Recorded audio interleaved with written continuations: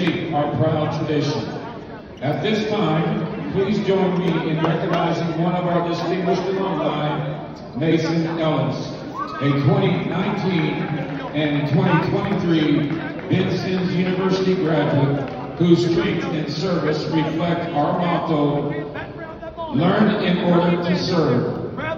At the age of 17, Mason sustained a spinal cord injury, resulting in quadriplegia.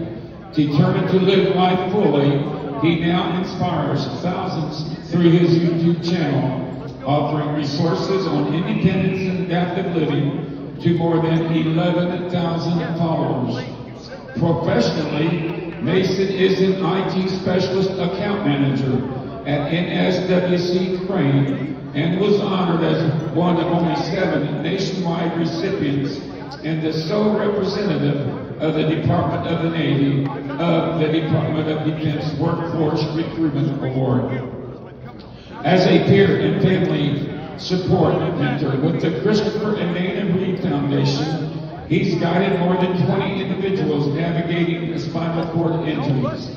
Mason Ellis continues to inspire our community and exemplify the enduring spirit of Vincennes University.